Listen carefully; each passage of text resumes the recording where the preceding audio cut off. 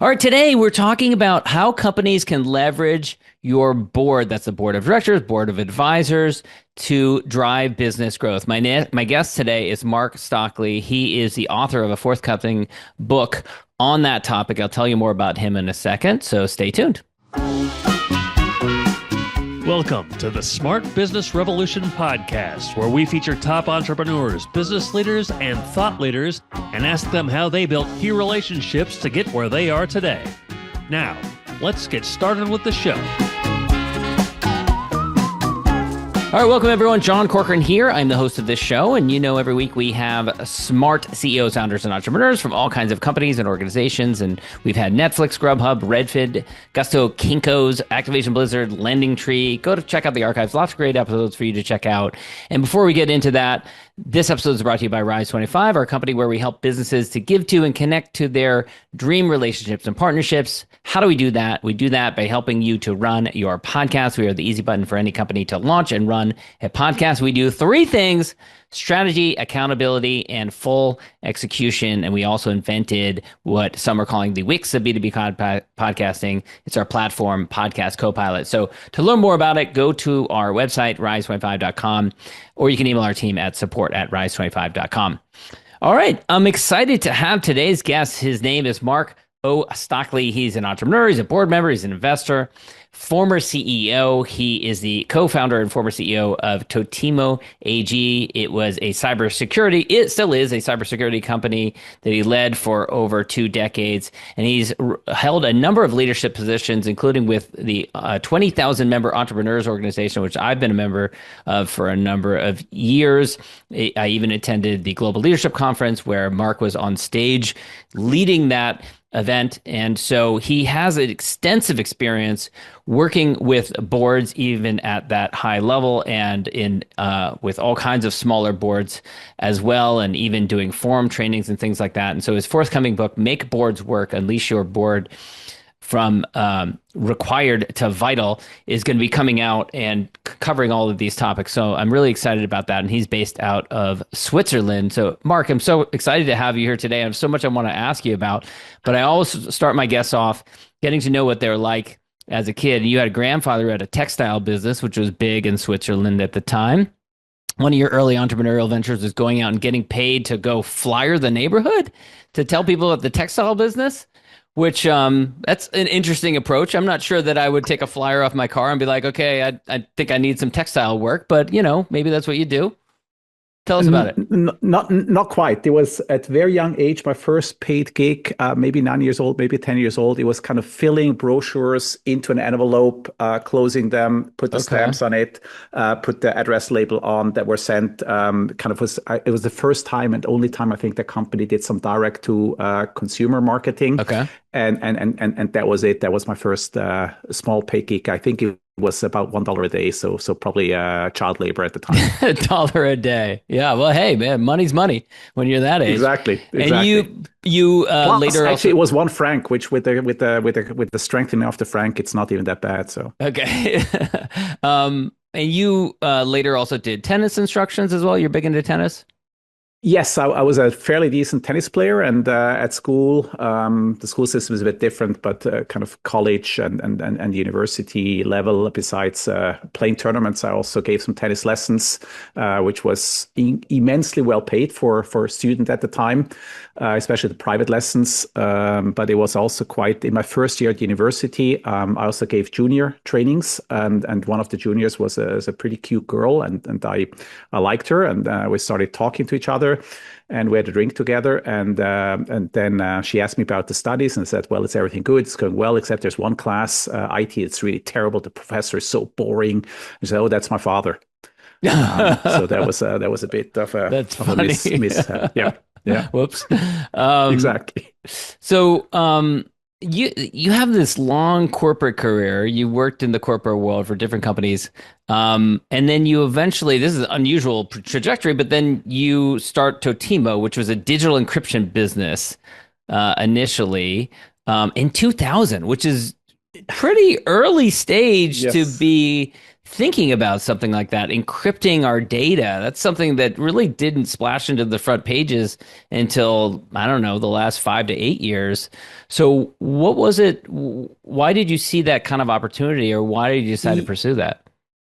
Yes, so right before Totemo, there was another company where I was also a co-founder that failed. And that company had a much broader vision. Four founders, two senior guys, two junior guys. I was one of the junior.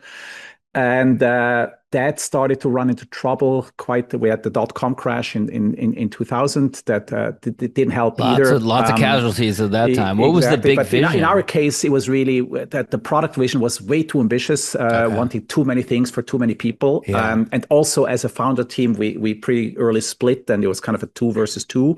Mm. And that was actually the trigger for my interest in boards. Maybe we get back to that later. On a very infamous day, kind of my passion for board work got really started in that phase. But Totemo was then really the CTO, my junior co-founder, and I wanted to continue. We had this idea of a much more narrow aspect, really secure email, standalone only. We had the technology in mind, or he had. I had the vision that this will be a topic, that confidentiality of emails is so important, is completely underappreciated. And we had a few engineers. So we basically did the restart out of the ashes of that failed company. And that's the start of Totemo. Interesting. Yeah, all right. So a bunch of things I want to unpack there. So first of all, what was the big vision of that first company? It was almost, something that IBM at the time or Microsoft could have done. It was Yeah. like document management, content management, all, Uh, all the distribution channels, all in one platform. It was yeah. brilliant, but completely impossible to either sell or develop or anything. Lots of Um, companies in that era before the dot-com meltdown were similar, where they had these big ambitious visions, yes. or people could kind of see the future, but the market hadn't caught up to it yet. I want to get to your idea behind Totemo, but you said there was an infamous board day that inspired your Yes. passion for this. What was that?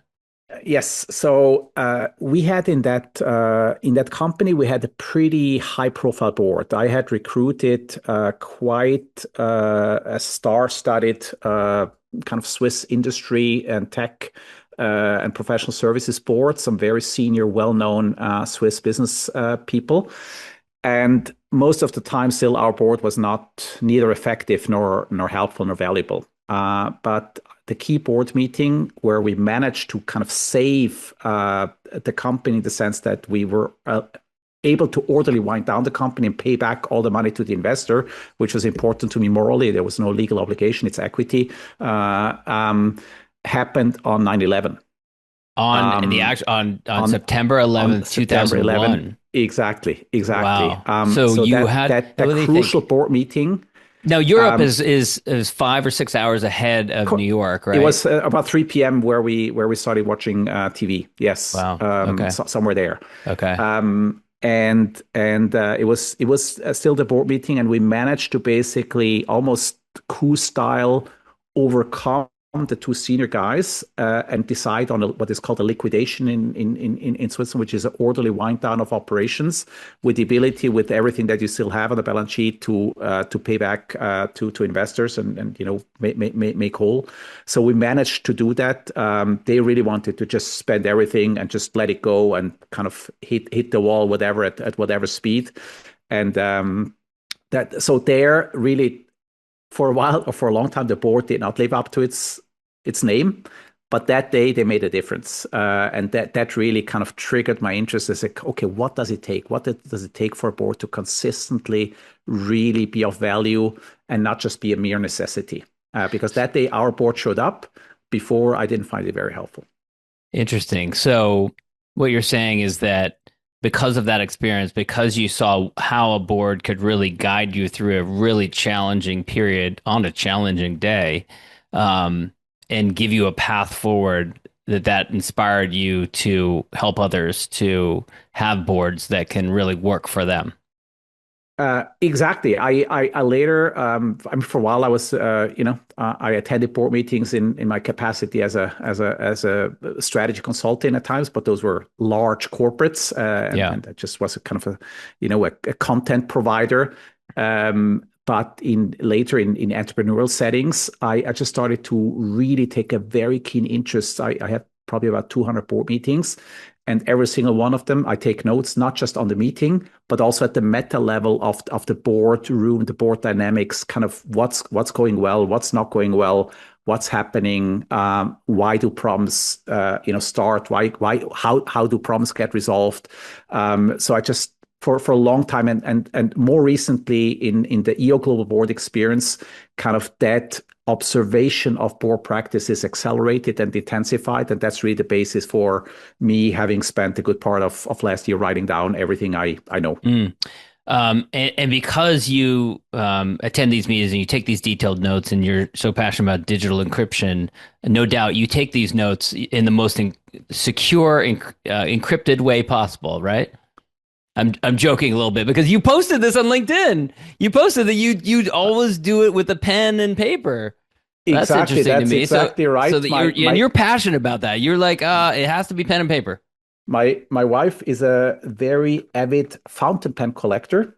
So I have the privilege of every few weeks, she replaces the pen on my desk and kind of furnishes it with something else from her collection.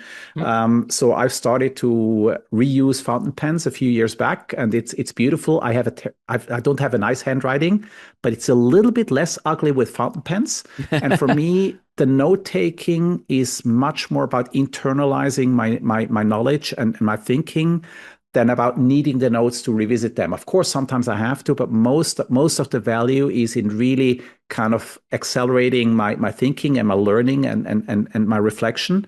And for me, that happens better when I write kind of old-fashioned style than when I type. Yeah, that's interesting. I have to take notes as well, but I do type. I type a lot faster, and for me, it's kind of the same thing. My chicken scratch is so bad, and I write so slowly that I would just. What ends up happening is the meeting's moved on. I'm still trying to write down something that happened 4 minutes ago, and in my head, I'm thinking like, what was it they said? What was the third point, the fourth point that they made? Whereas if I type it, then at least I get it all down. I can type pretty fast, and so I can move on to the next thing. But similar type of idea.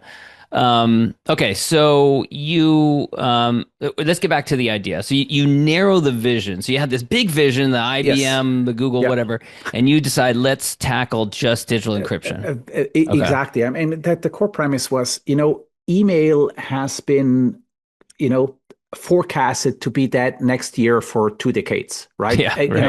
There's everything. Oh, email is dead. It's this. It's never died. Well, it hasn't happened, right? So we were quite confident. I was quite confident that email is here to stay. But it was quite known, at least in tech circles, that emails are really very unsafe in terms of protecting confidentiality. If people had a will to attack emails, they could pretty much read emails, and always. Not because packets are kind of separated, not the whole thing typically, but parts. And if you have if you have a domain that is of interest, if your domain is goldmansachs.com or whatever, then those are interesting things, right? So that was the angle. In Switzerland, we have a lot of industries that are quite discreet and privacy conscious, banking, pharma, a lot of kind of very high R&D industries. So they care. Yeah, they care about the core. That. Yeah, exactly. That was the core idea. Absolutely. Yeah. Yes. And you said that it was almost too early, I think you said? Yeah. Starting 2000, 2001, we really started to do fairly well in 2004 and 5, where we won the first larger, and the 3-4 years were a battle. I mean, I had many sleepless nights. There were many 20th of the month where I didn't know how to make payroll on the 25th. My co-founder and I, didn't pay ourselves salary, but you cannot do that to young engineers. We moonlighted on the side. I did some consulting work on the side to finance the engineers. So that was, a tough year. So there we were probably a bit early. At the same time, building something new as a newcomer, being late doesn't work either. So it was not terrible, but we were surely early. Interestingly, we started with encryption to the outside, kind of protecting from your firewall until it arrives at the sender. That was the original thinking. And only about 2004 and 5, so 4 years in, roughly, I sat in a meeting with a mid-sized Swiss private bank, and for about 1 year, 1 hour into the meeting, I really felt I don't understand the client. What are they asking for? Until it dawned on me that they basically were asking for internal encryption for the part where the email is still within your premises. And they were concerned about, sysadmins and all that, reading the email, in their breaks, reading the emails of the executive team, and kind of learning what's going on in the company. And that actually was probably one of the real breakthroughs because we understood that and we found a solution. We patented that solution. And it really became the industry standard. Basically, all the large RFPs asked later for internal encryption without a client, a plugin, and without any client-side software. And we were the only ones that were able to deliver that. So that was a real breakthrough that helped us to really scale and be quite successful. Now, I would assume that this is something that comes with whatever your email service provider is now for most companies. Is that true? Like, in other words, was there a window of time when this business opportunity existed? Does it not exist today, or does this continue to be a need? It continues. I mean, we sold to a competitor collaborator in December 2021, Palo Alto-based Kiteworks. It's still the product is still a key product in their portfolio. The product is still, email has a protocol, SMTP. And whether you use, the Microsoft environment, USB Exchange and, 360, or at that time there was Lotus Notes. It does not matter because the protocol is the same. Yeah. So basically, we're just one element in the chain of email, the same as virus or spam filters are another element in the sequence, and we're in there as well. I've not heard the name Lotus Notes in a while. When Exactly. So I'm going to date myself here, but when I interned in the Clinton White House in the speechwriting office in 1997, and they used all Lotus Notes in the White House back then. I think it changed eventually. So you narrow the vision, and it says takes a couple years to get traction. What about 2008? Did that affect you guys in a big way, like many companies? No. Well, yes and no. I think we were lucky. In essence, I mean, until 2006, early 7, most of our larger clients were financial services clients. Banking, insurance, reinsurance, that's Switzerland is big. They're all in front of the house. So that was a clear dominant sector for our client base. We managed to win our first large industry clients and pharma clients and government agencies around that time. So when the financial crisis hit and the banks would not buy anything new anymore and probably even reduce their license costs, we had built a solid roster of reference clients in other segments, but it was really tight, and there was no strategic foresight on that one. That was pure luck. So you run the business. You I think have young kids around the time that you're growing this business. Was that really challenging for you with travel? No, I didn't have. Not yet. Okay. So I actually stepped out from an operational role quite early, 2006, and just moved into a board role. I handed over the CEO role to one of my co-founders who up to then had led marketing and sales. And so he stepped up to CEO because it really became a sales execution. Our strategy was right. Our product was good, was kind of world class.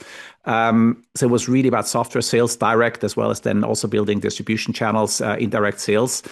I'm not a born software salesperson. It's not my strength nor my big passion, and that was the main reason to move out. So I had moved out already. So my kids were born 2011 and 2013.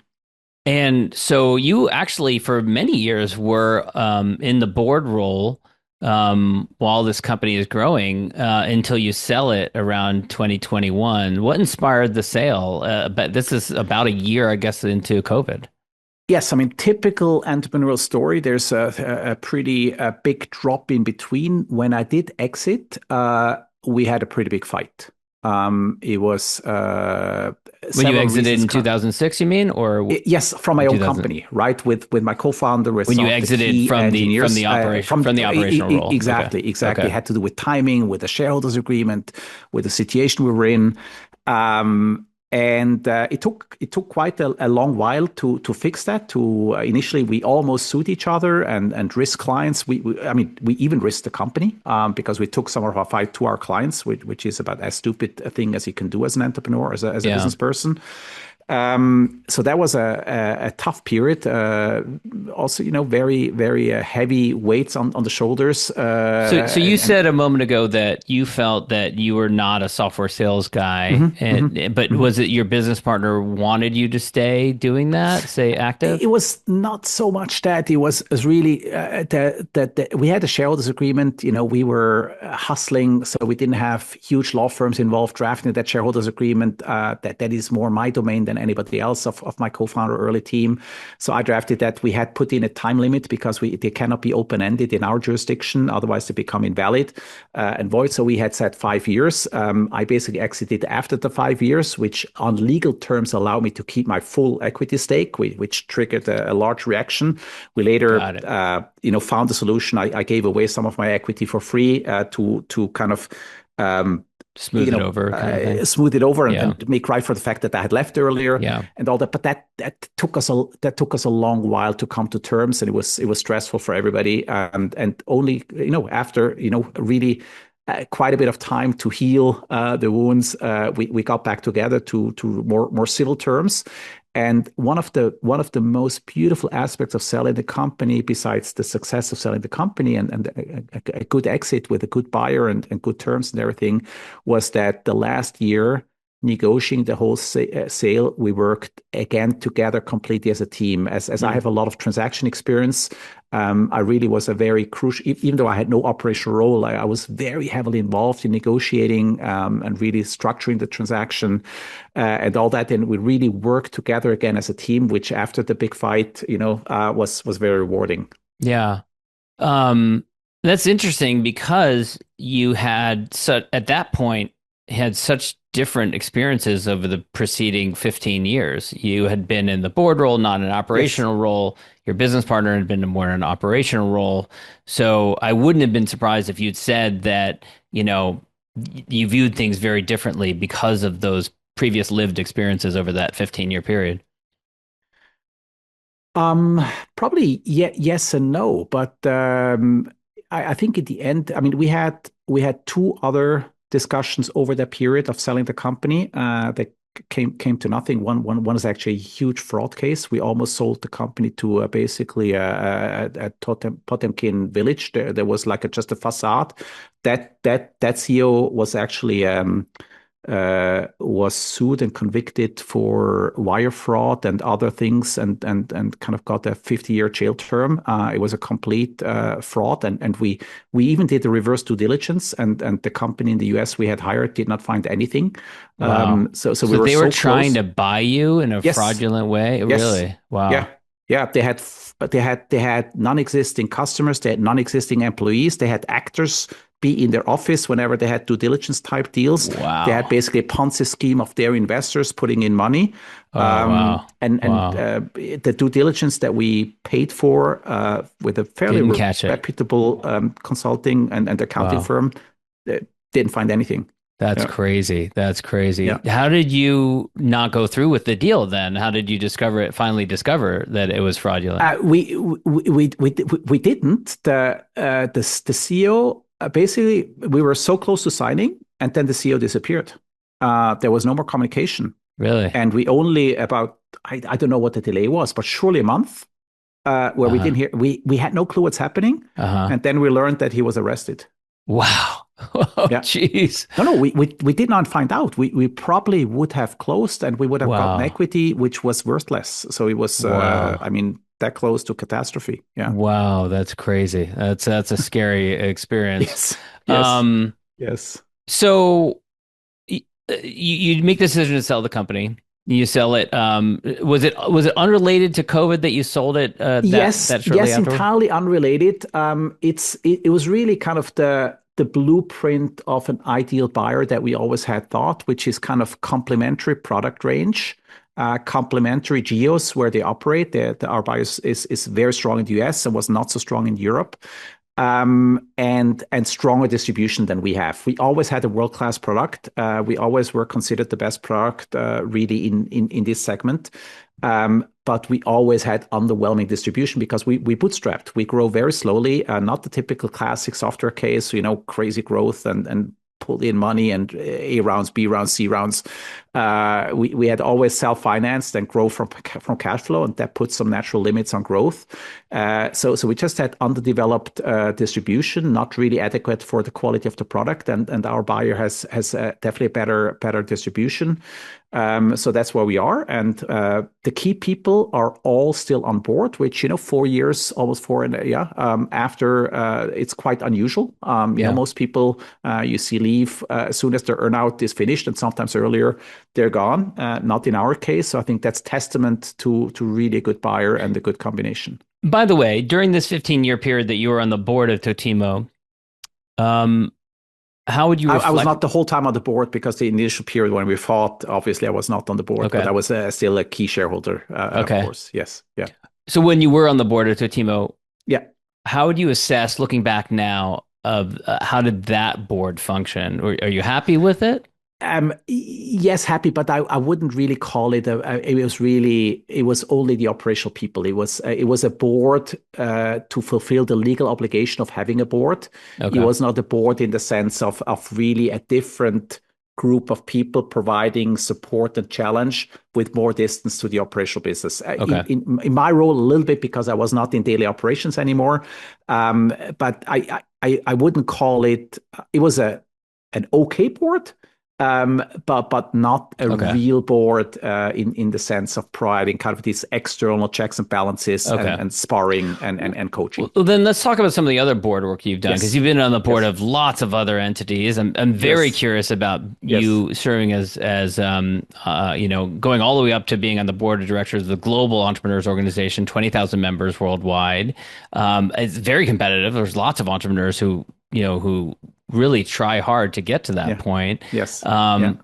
Reflect back for me a little bit on some of those experiences. We could start with EO. Let's start with that one. Okay. Yeah. So the EO Global Board is a very interesting role. You can easily discard it as, it's just not for profit. It's not the same thing. I would really argue the opposite. It's a really complex organization, 20,000 members. If you look at the overall budget, if you add the global budget at the regions and all the chapters, it's basically a multi-billion-dollar company. Also, the fact we're operating in more than 70 markets. There's very few multinationals that operate in 70 markets. You will not find a financial services firm that really has physical locations like we have chapters, right, in every market. Yeah. Our member and staff structure, our members are extremely demanding. They're warm-hearted and graceful, but they're very demanding. They're very opinionated, right? So it's really it's a very challenging, very complex structure. And I think I learned for me, it's like the global board experience is almost comparable to my Wharton MBA. At the right stage of my trajectory, and that's one of the key drivers I think we should emphasize in EO. It's not just the giving back. We also should be absolutely honest, look at it selfishly and say, I serve in EO because, I can learn so much. It's an amazing learning opportunity. Because what is special in EO is you have no hierarchy. It's very peer. And everybody. I always say I lead an organization with 20,000 members where every single one of the 20,000 think they know better than me, right? So we're leading leaders, and I think that's also the reality more and more in our real life, in our business life. Hierarchy is diminishing. The old world was leader follower. It was very hierarchical and patriarchal, and you just said, okay, I want it this way, and it was done that way. Now the leadership style is much more collaborative, and I think the way we serve in EO is much closer to modern leadership, and it's a fantastic practice ground. Yeah. Talk to me a little bit about any of the changes that you either drove or that Hmm. you Hmm. saw occur Hmm. while you were Hmm. so intimately involved, either at the Okay. global level Yes. or across Okay. the Okay. organization, in terms of board structure in particular? Yes. So one thing which was started by my predecessors, Bob Tassone and David Anderson, and I picked it up. It was a big emphasis to try to professionalize the board, to just really become more professional as a board, and that includes many things. For example, it's now mandatory for incoming global board members to attend a class. It's called High Performance Board program at IMD, one of the kind of signature programs about board governance in the world. The whole meeting structure, meeting preparation, I think we really improved that a lot. We try to standardize the facilitation of the board meetings, have a manual for that. So I think we made good progress on that side. Mm. The biggest change I drove was really restructuring how we're organized in EO, especially on the member side. We used to operate very heavily in silos. We optimized kind of what mathematically we call local optima. But if you optimize local optima, you don't get the optimum for the big picture.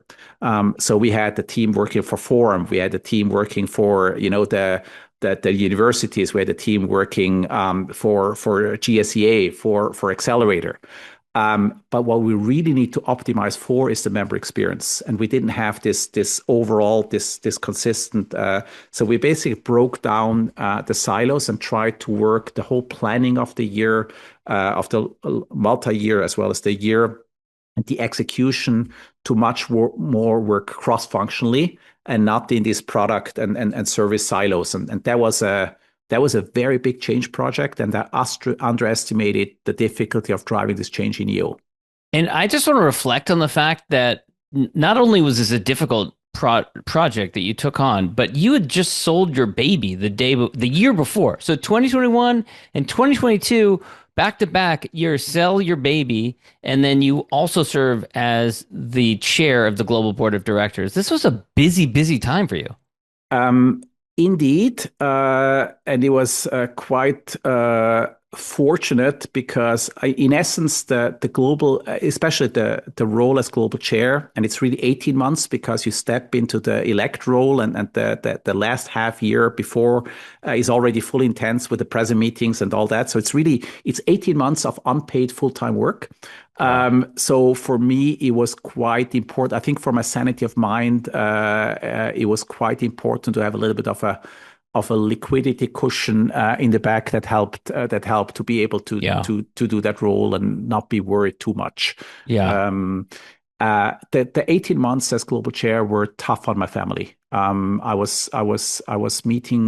met in person with 72 chapter boards Wow. in that period, In besides 18 GLCs months? in 18 months, besides the present meetings, besides the GLCs, besides the board meetings, Wow. and all that. So I was away a lot, and especially the last months of my chair term were a strain on the family. Wow. That is really difficult. Um, what inspired Make Boards Work? What inspired you to put all your ideas into a book? So when you roll off as global board or as global chair, basically you go from 100 to zero overnight. The term ends June 30th, and you're chairman on June 30th, and you're nobody on July 1st. Dave Anderson always called it, so after my terms ends, I'm Dave Who, right? And I always said, yeah, I'll be Mark Who, and it's a very, Hmm. very good characteristic. So I knew there would be a time where I had time. And I deliberately took that time. I deliberately left my agenda pretty white and open. I just took time to think and reflect and write down. And pretty soon it emerged that this is really one of the things I want to prioritize in the year, to really write down everything. And the context is, as I said, I've been talking to so many entrepreneurs. I would say kind of anecdotally on this one, if I ask 100 entrepreneurs how happy they are with their boards, there's very few that are really happy. There's a few that say it's okay. There's quite a vast majority that is not happy. But that, by the way, is mirrored by talking to VCs and private equity executives and family business owners. It's not just founders; it's really across the board. And that just felt like this cannot be. I mean, as soon as your company has a certain size, or if you have investors, you need to have a board of directors. So, given that, why not try to do it well? Why keeping it at the nuisance or necessity level? Why not elevate it to something that is truly valuable? And it is so valuable if set in place correctly. It can be so incredibly powerful. So let's help more people kind of unleash their boards and kind of turn them from necessity to vital. Yeah, and conversely, if anyone sat through a dysfunctional board meeting, it is so painful. So I've spent, I guess about 16 or 18 years now, I've been on a board of some sort, including being chair of my town's planning commission, which is in my town is like a stepping stone towards being mayor, and had meetings where 100 of my neighbors are there, basically not literally throwing stones, but really upset at decisions that we had to make. And so that, kind of crazy, and also been on our EO chapter board. So experienced those sorts of things. But I'm curious, there's so much you can unpack in terms of how to make a board function well, from the agenda to the way you run the meeting. But take us through your vision. What are some of the key points that make a functional board, really provide value to the company? So I try, on the big picture, I kind of have three buckets. One I call behavioral norms. One strategic thrusts, and the third is more tactical, the preparing, the facilitating, the aftermath of the meeting. On the behavioral norms, there's elements like keeping the ego in check. Typically, if you serve on a board, quite likely there have been some achievements in your life, right? There's something you're good at, right? That often comes along with self-confidence. Self-confidence is healthy and good. But if it goes a little bit overboard and turns to ego, and it's a very fine line, if you have too many egos in the room, that's not good. Or what I call, and you know that from EO, beginner's mind, the Shoshin mindset is incredibly important, but again, difficult to have in the board because these people are experienced, these people are knowledgeable, these people are competent.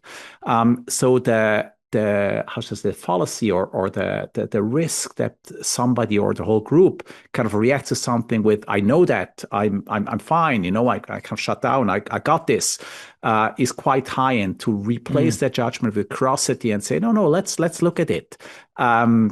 As a founder, I might easily think, okay, I know so much better than this investor who just comes in once a quarter, and the investor thinks exactly, I know so much more as this than this young founder. I've seen 20 of these deals, I've seen 20 years of that.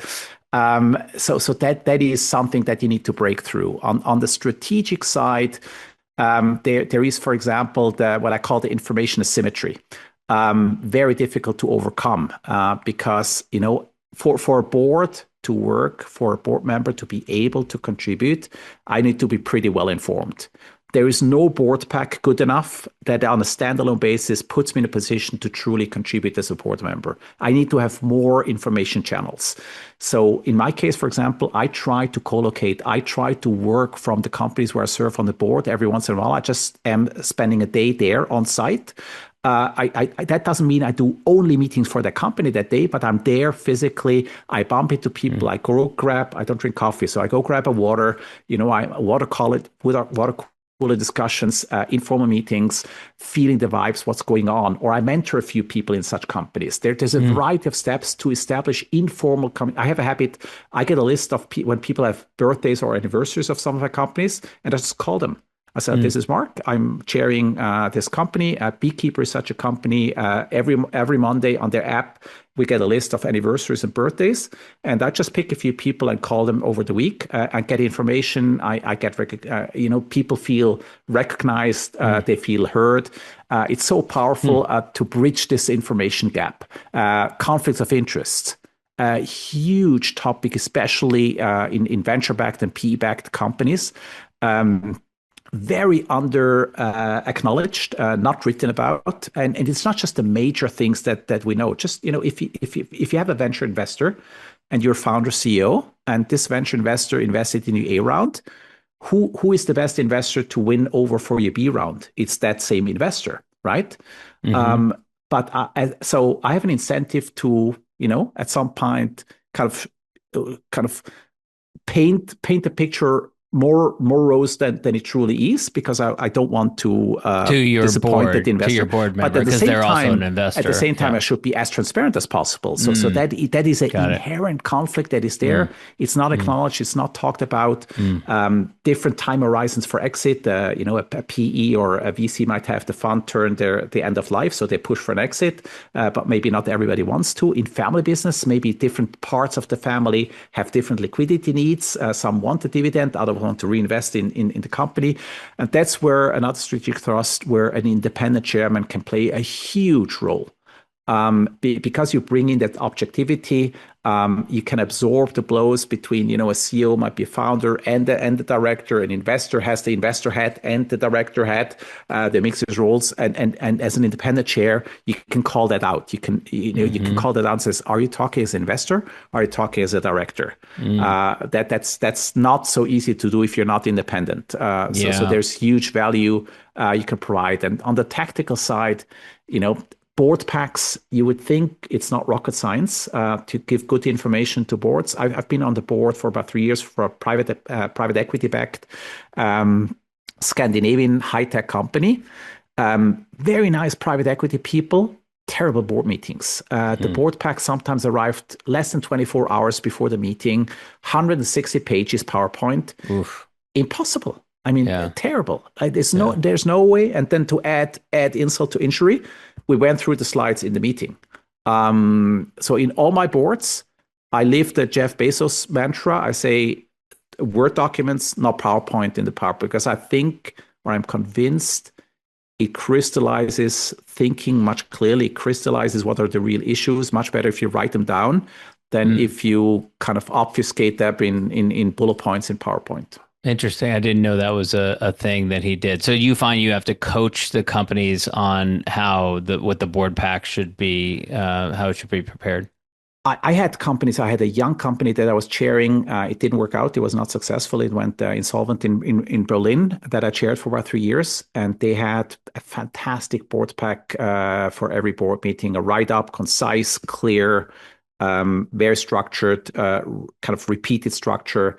An amazing board pack, and it's possible. And another thing on the board pack, again, a fallacy. Many founders or CEOs think of that as a chore. I have to produce this board pack for the board. And for me, it's about the same as the 5% reflections we do in forum or homework as a kid. I don't do it for the teacher. I don't do it for the other. I do it for myself. Yeah. So I encourage the teams I work with to say, okay, you do this, you take this luxury of stepping away from the day-to-day for 2 hours. You write down, okay, what's on your mind? What are you most proud of? What causes you sleepless nights? Write these things down. Yeah. That's the information the board wants to have. Well, I'll tell you, as an aside, I'm a graduate of the Accelerator program, and the EO Accelerator program, you have these board packs that you present, which you don't in EO. And I think that's the one. I love EO, but the one thing I regret is that I really enjoyed that reflection, that doing those board packs each month when I was an Accelerator. And there's a part of me that regrets that that's not a bigger part of EO. Interesting. Yeah, exactly. Because I really enjoyed that. Yeah. We're almost out of time, so I want to wrap up by asking about your most important board, which is your family. And you've written about this book, 18 Summers, which Jim Shields authored. I've had him as a guest on this podcast. Great guy. And he writes this book about, you only have 18 summers with your kids and the importance of doing it. You and I are in a dad's group together through EO and care a lot about these things. Talk a little bit about, this is top of mind for me right now because I'm about to leave on Sunday for a family trip. And we're heading into summer. But what does that mean for you, that idea, the 18 summers? Yeah, with me, it's in 10 days. For me, the biggest luxury I have as an entrepreneur is that I have a fairly high degree over my agenda. It's not perfect. There's transactions at times. There's some client demands, but overall, when I compare to my corporate peers that are in senior roles in banks or whatever, I have a very high degree of over my agenda, and I dedicate that mostly to my family, mostly to my kids. So during school vacation, I really try to wind down. I do not work. That's not possible. But I really limit the number of meetings I have, the number of calls I have. I kind of reduce that to the absolute minimum. And I really spent the vacation with my family and with the kids. And so in my case, it's in 10 days. We'll be spending 2 weeks at our lake house and then 3 weeks in southern France. And yeah, every once in a while I have a call, or I will work a little bit, responding to some things for an hour in the morning. But I really try to dedicate that time to the family and take advantage of that privilege. Yeah, when I first came across that idea of the 18 summers, it just crushed me. I was just like, oh, it just makes it seem so real and just so sad and everything. But, eventually it just kind of motivates you, I think, to take that time seriously with your kids.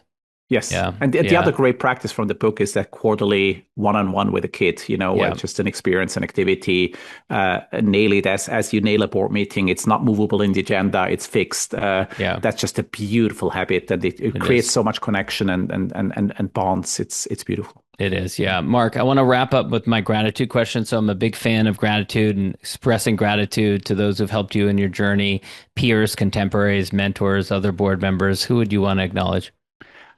I think as we talked quite a bit about EO, Dave Anderson comes to mind. He handed over the chair role to me.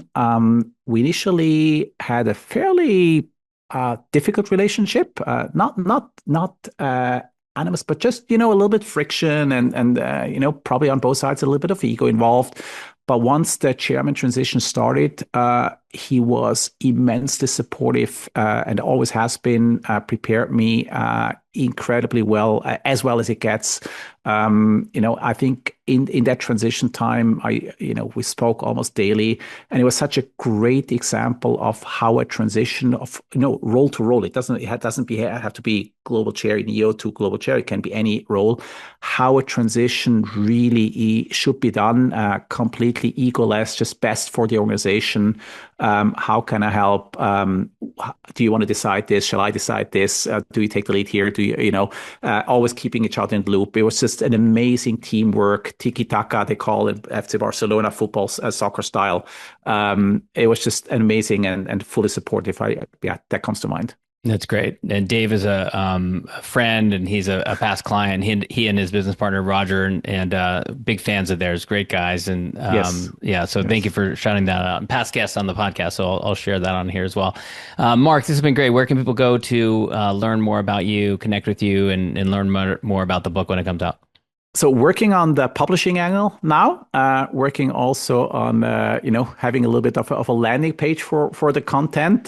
So the label is Make Boards Work. And hopefully I'll have some of you as readers and practitioners of what I'm passionate about. Awesome. And so LinkedIn, would that be a good place to go to? LinkedIn is perfect. Okay. Yes. Okay. Yes. Okay, Absolutely. Cool. Yes. Okay. Yeah. Awesome. Yeah. All right. Thanks, Marc. Thank you, John. Thank you. Thanks for listening to the Smart Business Revolution podcast. We'll see you again next time, and be sure to click subscribe to get future episodes.